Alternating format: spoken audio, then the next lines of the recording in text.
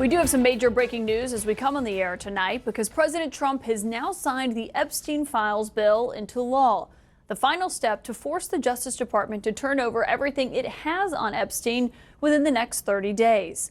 Part of the president's lengthy statement, I'll read it here, where he said, quote, Jeffrey Epstein, who was charged by the Trump Justice Department in 2019, not the Democrats, with an exclamation point, was a lifelong Democrat, donated thousands of dollars to Democrat politicians, and was deeply associated with many well-known Democrat figures.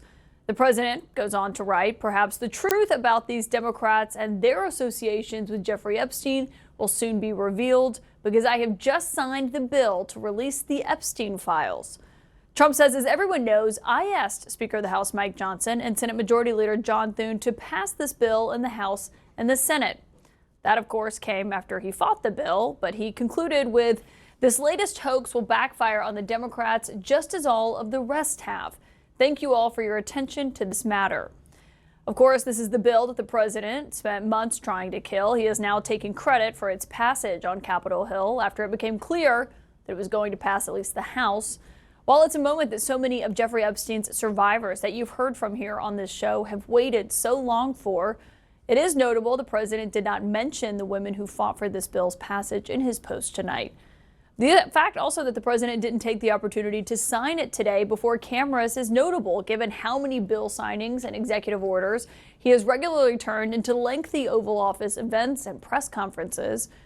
We did hear from the Attorney General on this matter earlier. Pam Bondi was asked multiple times how her department plans to handle this process of turning over these materials to Congress, given the massive amount of data on Epstein that the Justice Department has.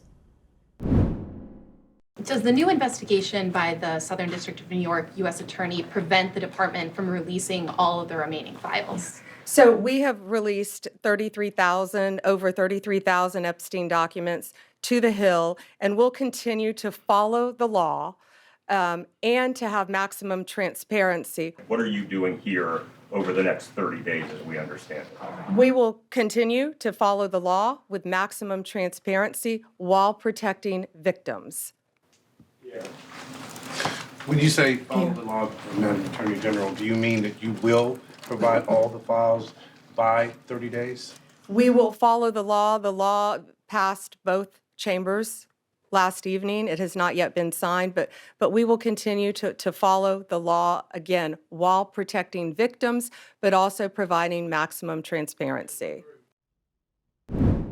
Now, Attorney General Bondi declined to give any explanation on how the plan to follow the law is any different from what the department has been doing already, especially given it was just 2 months ago when the FBI director told Congress this about those same Epstein files in their possession.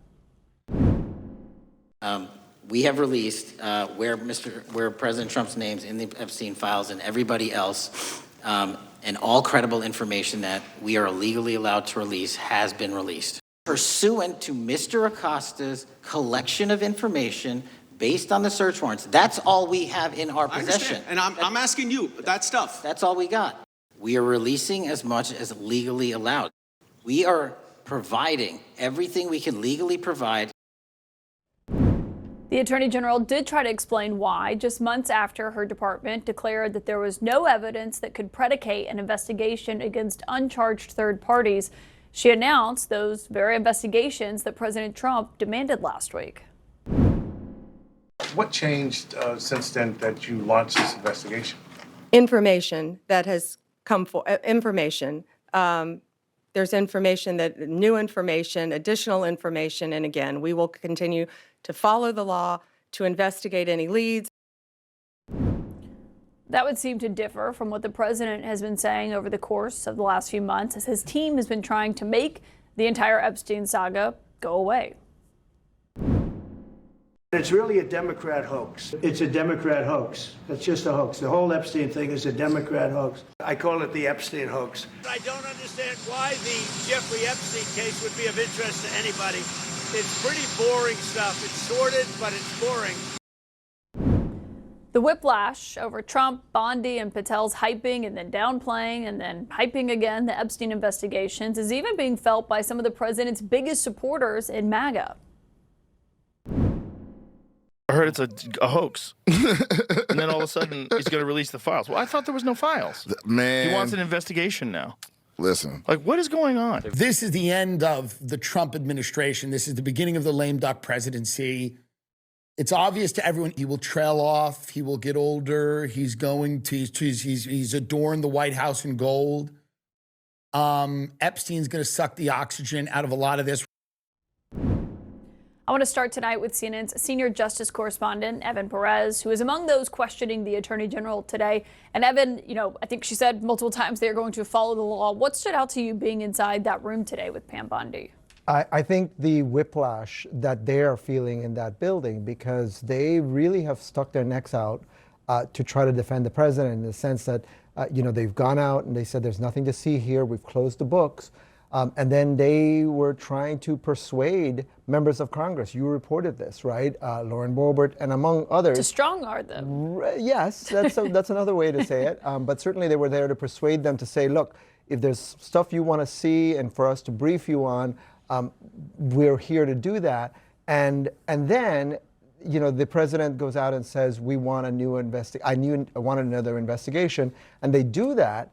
And then he sort of pulls the rug from out of under them on Sunday by saying, okay, now vote for this bill that he was using the Justice Department all along to try to fight. So they are feeling the whiplash, and now they're kind of left in a very difficult place. Pam Bondi is now, obviously there is an investigation, and so she has to navigate how to release documents within those 30 days that they're going to comply with the law, but also satisfy the rules that are, you cannot release documents that may be relevant to an ongoing investigation. Well, and so the president signed it today. 30 days from today would be December 18th. And so do we have any idea what the Justice Department's game plan is in terms of what they're going to release if they have more than 300 gigabytes of data and material?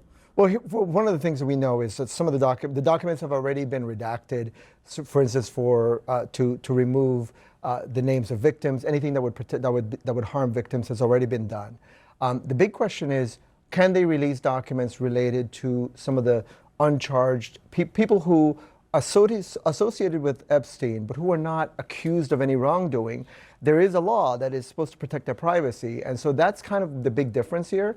Some of the documents, the kind of things that you saw this week that were released by the Democrats, right?